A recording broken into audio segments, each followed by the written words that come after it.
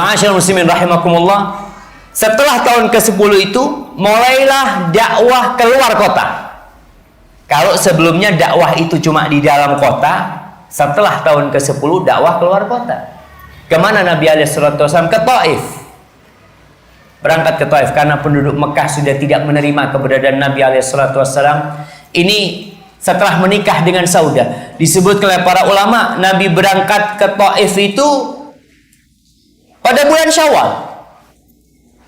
Menikah bulan Syawal sama Saudah, berangkat ke Taif bulan Syawal. Karena ini waktunya berdakwah. Beliau tinggalkan Mekah, berangkat ke Taif. Dengan harapan mungkin orang-orang Taif bisa menerima. Ternyata lebih dahsyat siksaan yang diberikan oleh orang-orang Taif. Dikumpulkan anak-anak kecil agar mereka melempari dan mengusir Nabi Muhammad SAW. Nabi pulang dari Taif.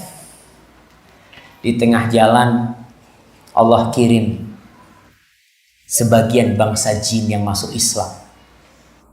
Seperti di surat Al-Ahqaf ayat 29 sampai 31.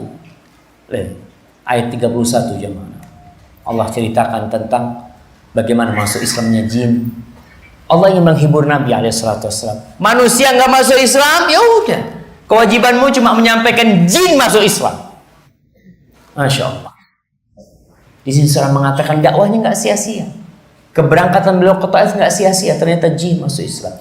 Dan di tengah jalan, dalam kondisi beliau menunduk, tampak hina ketika diusir dari Taif, Allah kirim Jibril bersama malaikat penunggu gunung. Malaikat itu mengatakan, Malakul Jabal, dia mengatakan, ya Muhammad, in syi'ta an udbiq alaihimul akhsyabain.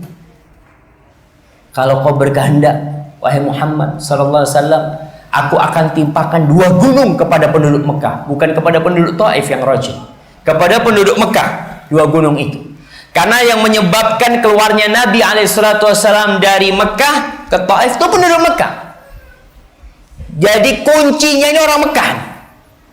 Kata malaikat, kalau kau berkehendak, aku akan timpakan 2 gunung. Sebagian mengatakan 2 gunung itu adalah Jabal Abi Qubais dan Jabal Qu'aiqa'an yang ada di dekat Safa dan Marwah.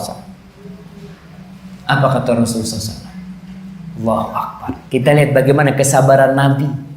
Udah disiksa sama kaumnya, udah diusir, bahkan sebagian sahabatnya dibantai, beliau masih optimis. Tidak, jangan. Aku mengharap Allah keluarkan dari anak keturunan mereka yang menyembah Allah Jalla Jalaluhu. Karena tujuannya ini bukan balas dendam lah.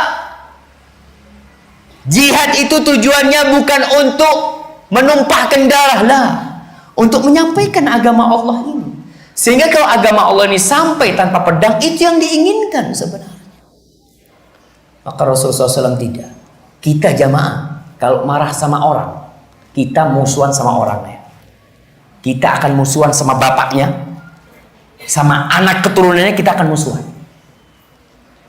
Tapi Nabi SAW bermusuhan sama bapak-bapaknya, beliau berharap anak keturunan mereka jadi anak-anak yang soleh. Maka kita perlu belajar dari Nabi SAW.